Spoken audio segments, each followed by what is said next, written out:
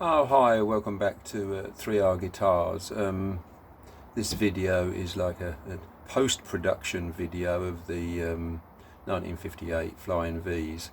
I kind of had to include this at this stage and slip it into the build process because basically on the videos after this that you'll be seeing, the guitars will have had their finish applied to them, sort of thing. I didn't really want to video me spraying the guitars for a couple of reasons. I can't put a camera where I spray the guitars. It's a tiny little shed and it's a complete mess, and you'd just be seeing clouds of dust basically. Plus the fact that these guitars, they're not exactly a jazzy finish. They're not even sunburst. They're just basically a clear lacquer put over wood.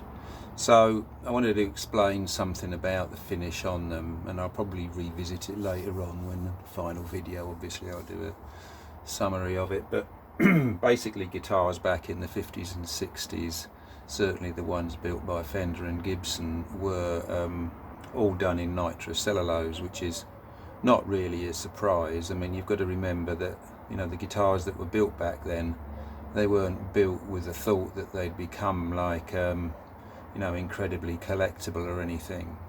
Both Fender and Gibson just used the paints that were the cheapest and easiest to get and would dry the quickest, sort of thing, so they could out their instruments. And by accident, basically the paint that they used turned out to be, in many years later, has turned out to be the favourite the favourite paint to use basically. They say that nitrocellulose, which is what they used back in the day, produces good tone, and it's nice and thin, and it just patinas nicely and makes the guitars look really good as the older it gets. All that is an accident. That was never planned at the beginning.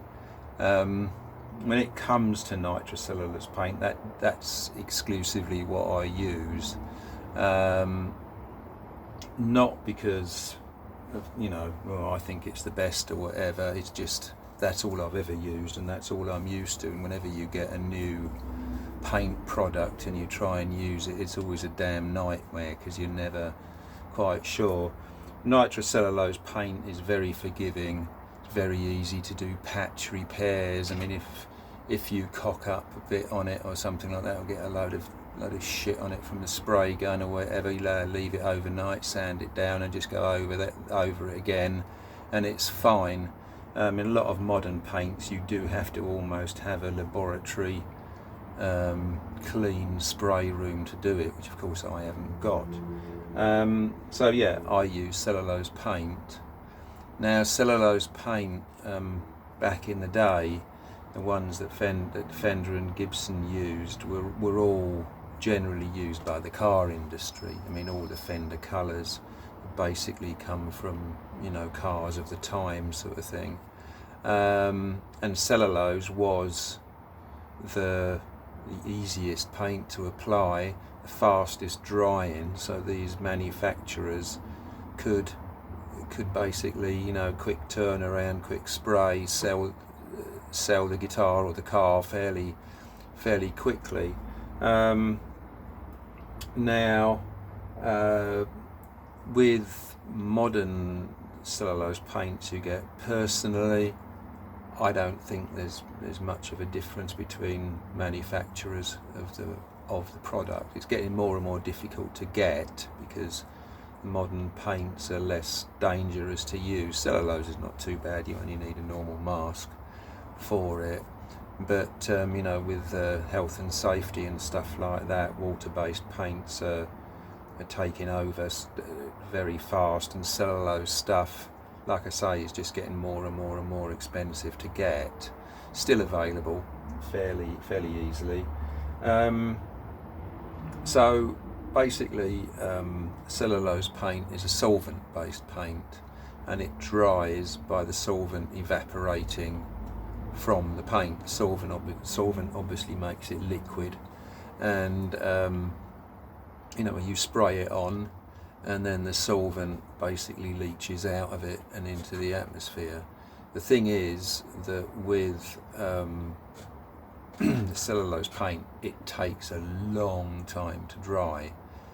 It will be dry in 24 hours and workable sanding, and you can recoat it and everything like that, but you will notice, months after the guitar is finished and in your hands sort of thing, every time you open the case you can smell that cellulosey smell, which means that the solvent is still bleeding out of the paint sort of thing. That's just the way it is. And the thing is, as the solvent comes out of the paint gets harder and harder, and then you get things like craze cracking happening, stuff like that, which is just basically a process of the paint drying on wood. There's movement with temperature changes. The paint will crack and give you that lovely craze cracked look, which so many vintage people love, which I love as well. So that's basically where you stand with cellulose paint, and it's all that I use. So there's no videos of me spraying these guitars, hanging them up, showing you the bits and pieces on it and things like that. I didn't really bother with that. So on this guitar, taking this Flying V, first of all, there's a coat of, first thing I put on is after the initial sanding on the bare wood, I put a coat of cellulose sanding sealer, which basically fills the little pores in the wood, and then sand it back. Once it's dried, apply another coat, sand it back, apply another coat, sand it back till the pores are filled. Now on the Flying V, the thing is, if you look at original ones, you can see in the wood that there's an awful lot of sinkage into the pores. So I'm guessing that Gibson didn't really, go out and out to fill the grain, not like Les Pauls, which tend to always look smooth. And if you look at close-up pictures of 58, 59, 60, 63 Flying Vs, the paint is, to be honest, pretty poor, really. A lot of sinkage into the grain. So I didn't go mad with the sanding sealer. I think I gave them about 3 coats with sand in between the 3 coats. And then we move on to the clear lacquer. Now the thing with clear cellulose lacquer is, over the years, it changes colour. It gets it depending upon how much UV light it's been subjected to, it'll yellow. And you notice on a lot of Fender guitars that are done in the light bluey, greeny pastel colours, it's sometimes very difficult to say whether a guitar was like, that might have started off as Daphne blue, ended up looking more like surf green, and surf green may end up looking a bit more like the darker one, seafoam green. And it's just the nature of the lacquer actually goes yellow, and then that yellow film over the original paint will actually obviously change the shade of it, and that's not unusual. So on these Flying Vs, all the they were obviously finished just natural, maybe a little bit of stain in the lacquer, but what I've done is on the clear coat of lacquer, I've actually mixed in brown, a little bit of red stain, and to give it the gold colour, and then yellow, and this is how I've got this shade on it. So it already got that kind of what I call smoky bar look. So that's basically that. And then once I've got that like smoky bar look, I mean, there's not much paint on this at all. I mean, with all the sanding and stuff, I didn't want any thick Werther's original looking finish sort of thing. So then once I got the colour I was happy with, and I'm really happy with this colour, and I really hope it comes out in the video, then I have to leave it set for weeks and weeks and weeks, and then move on to the relicing process. Now yeah, relicing is an awkward thing, isn't it, really? I mean, I don't see the point in building a guitar that's meant to be from 1958 and having it new. I absolutely love relic guitars as long as they're done fairly well, or as long as they're done really well. And plus the fact, to be honest, my spray equipment and my spray environment, I generally turn down jobs where people want like a, you know, an as new finish. There's much better people doing that than me. So I do the relicing on them, and you can see like a slight worn patch there where obviously you know, the palm of your hand's been when you're playing it, and up here where you get a bit of like you know, arm wear sort of thing. I mean, I've not gone mad on it obviously, but the way I do relicing is it's a mixture of everything, what you've read, a bit of cooling and warming of the guitar. Don't like to go mad with that because it is a musical instrument and you don't want to go nuts. I'll also very, very, very detailed work with a scalpel to get some of the, you know, the weather check-in sort of thing.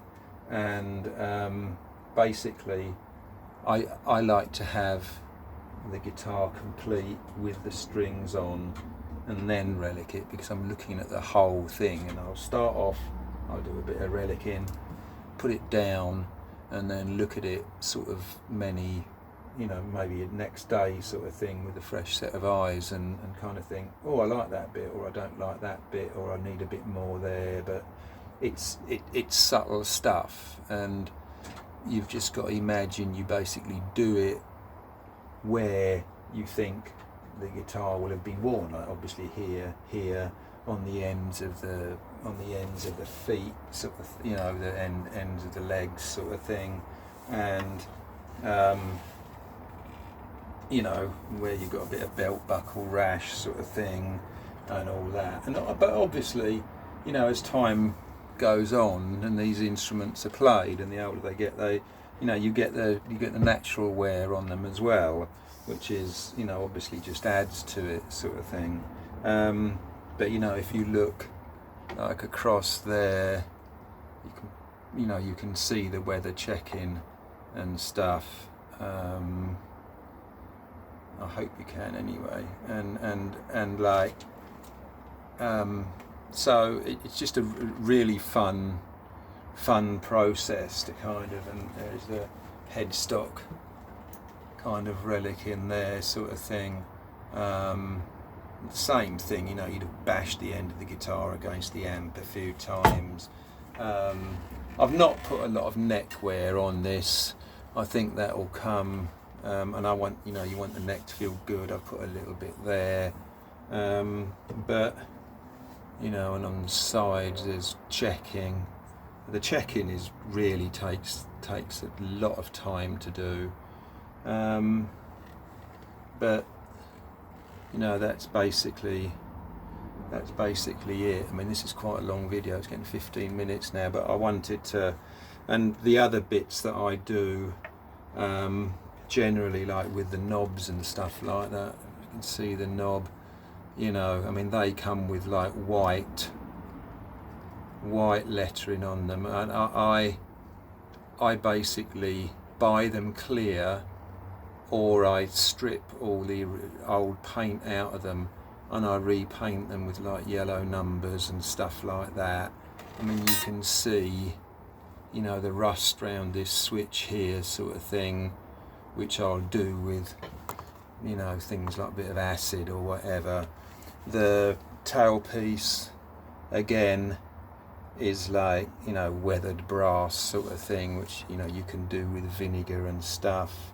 Things like the bridge, I mean, this has got gold hardware, but gold is so thin, you know, we wear it off a little bit and then go from there. But like, I've put nylon saddles there and some like metal saddles here, just to mix it up a bit, to look as though, you know, it's been mucked about with a little bit over the years. And you know, I've got slot head screws for the pickups. Again, the pickups were gold, and you know, they're worn away, so there's just patches of gold around the screws sort of thing. So just little bits of detail, what you can do. But again, the pick guard, I think it just comes out white in the video, but it's like yellow down here. I've also, like, you know, bent it a little bit, just applied a little bit of heat and bent it, but this is like yellowed all up here. It's got like yellowing around here sort of thing. So just, you know, you can really have a lot of fun with relicing. What you can't do though, is you definitely can't take a modern finish and relic that, because it's so thick. Modern finishes are so thick, it just goes stupid when you look stupid when you start chipping paint off.